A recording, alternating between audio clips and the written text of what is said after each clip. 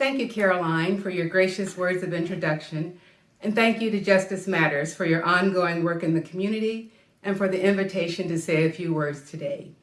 Speaking on Martin Luther King Day is always a tall order, and I always feel that someone else is better suited for the role.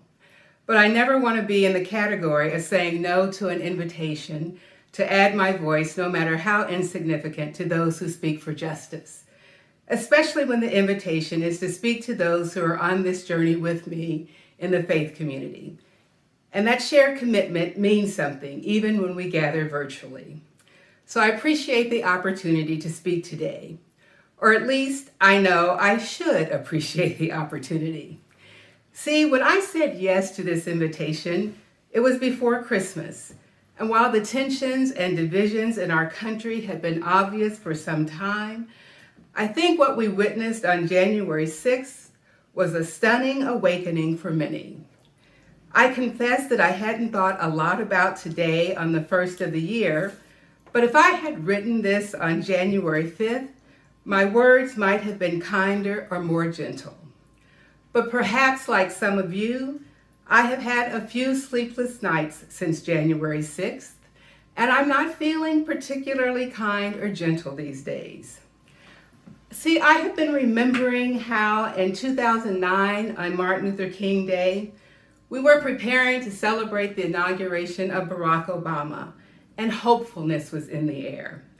I never believed that that election was a signal that we were moving beyond the deep racial wounds that are branded in the soul of this country, but some eagerly embraced that idea. And there was a sense of optimism and hopefulness about the future and the possibilities of the country. Do you remember those days? But today, our nation's capital is a fortress.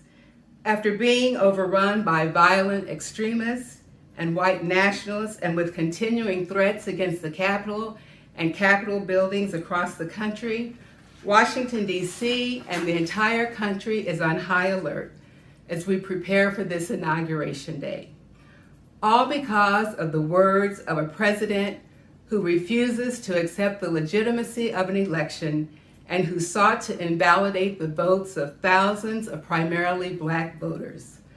So he calls on his supporters, primarily white people, white men, to come to DC and fight and take their country back. And so they did. We heard the words and we saw the results. And in a short 4 years, we have watched this unfold. Notice I didn't say develop, because this is not a new struggle, but it's a segment of an age-old and ongoing struggle that we have witnessed. Because make no mistake about it, the election of Barack Obama, a Black man as President of the United States, is not isolated from the election of Donald Trump. And it is the same struggle that Dr. King was engaged in as he led the civil rights movement that we honor him for today. What we saw on Wednesday in DC has always been there. It's about power and white supremacy that has been stoked and legitimized by those in power. It's the continuing struggle for the soul of this nation. If you listen to the accolades about Dr. King today, it's easy to forget, or some may not even know, that Dr. King wasn't all that popular when he was alive. I believe that what we saw on Wednesday was a taste for what it was like for Dr. King. Remember, he was pushing for changes that upset the systems and that gave rights and voice to those who had been declared second-class citizens, or not citizens at all, from the day that they were brought to the shores of this country in shackles. He was not popular or praised. In fact, he was called unpatriotic and demonized. So yes, he's celebrated today, but as is common for those who do the really hard work of justice, he was not supported by the majority. In fact, Times Magazine reports that in the 1960s, the vast majority of white people, South and North, disapproved of his tactics. The Gallup polls reported that just 27% of Americans supported the sit-ins and demonstrations. And Dr. King was certainly not welcome in many white churches. Even today, many prefer to focus on the uplifting, aspirational parts of his I Have a Dream speech than on the more challenging letter from the Birmingham jail.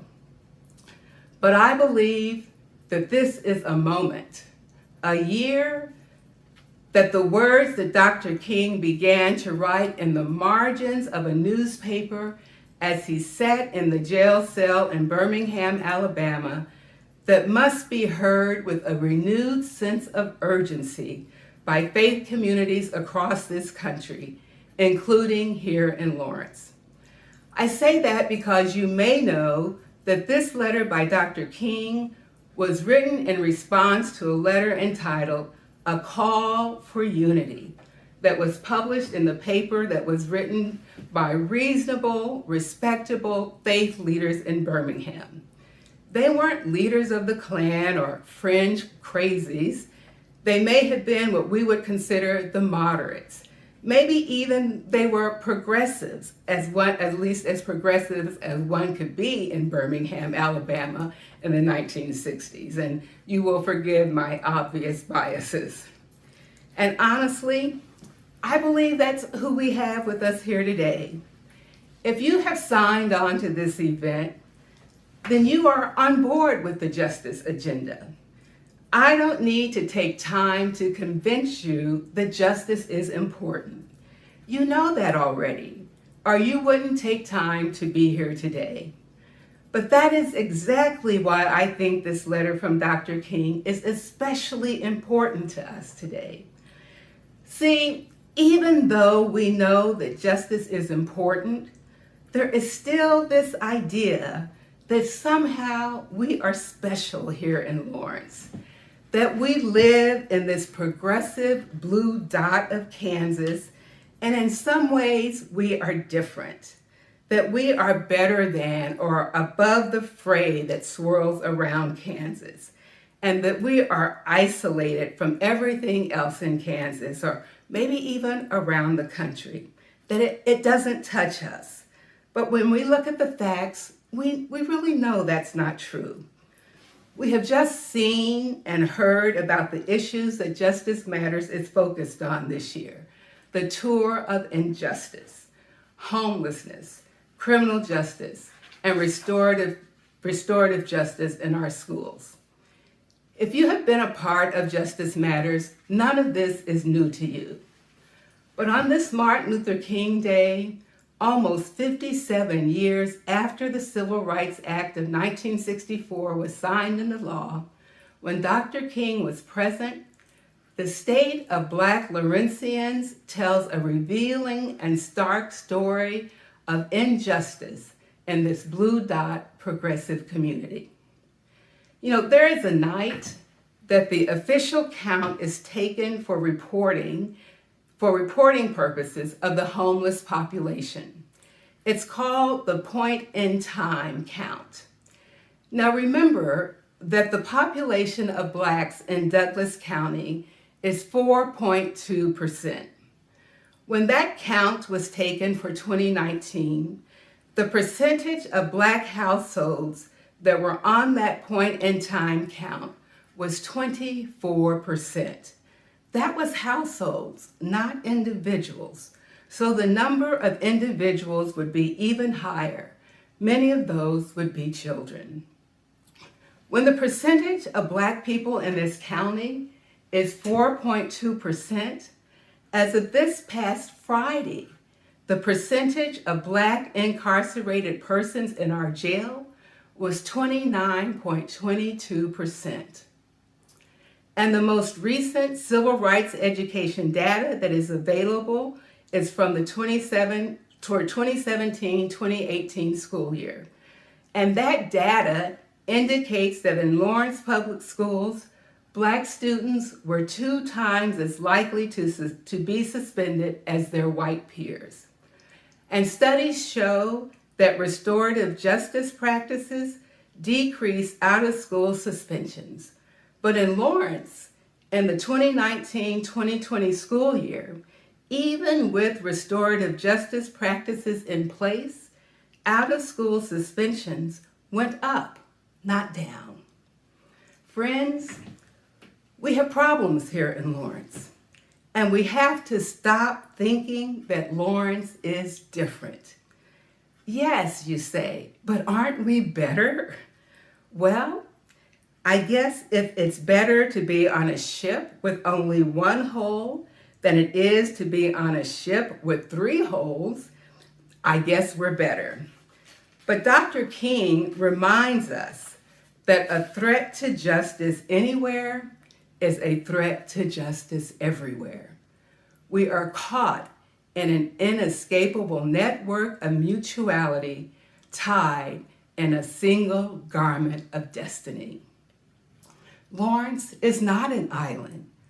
We cannot fool ourselves into thinking that the attitudes we saw and display in Washington, D.C. are not here in Lawrence, Kansas. We know that there were people from Kansas in Washington, D.C. Let's not fool ourselves that we don't have people in Lawrence that believe that the election was stolen or that the country needs to be taken back. That worldview is here, and everyone has a right to their own worldview that is shaped by a variety of experiences. Diversity of opinions and views are expected and are understandable to an extent, but it becomes problematic in a community when personal worldviews and ideologies influence and create inequities in public policies and reinforce systemic oppression of one group over another, either consciously or unconsciously. And this happens because people impact our schools, our businesses, our government, our churches. Every segment of this community is affected. So we need to pay attention and be alert to what is happening, what's real in our community. Lawrence is not an island. To be honest, I chose this letter from the Birmingham jail by Dr. King because I needed a way to call upon you as people of faith to implore you with more elegance and grace than I have, to be louder, bolder, and to act with a greater sense of urgency for justice, especially racial justice in this community. It is time to let go of the need to be nice. We can't be afraid of hurting someone's feelings for telling the truth. We can't be afraid of saying or doing something that we know is right because it will create conflict. People are dying.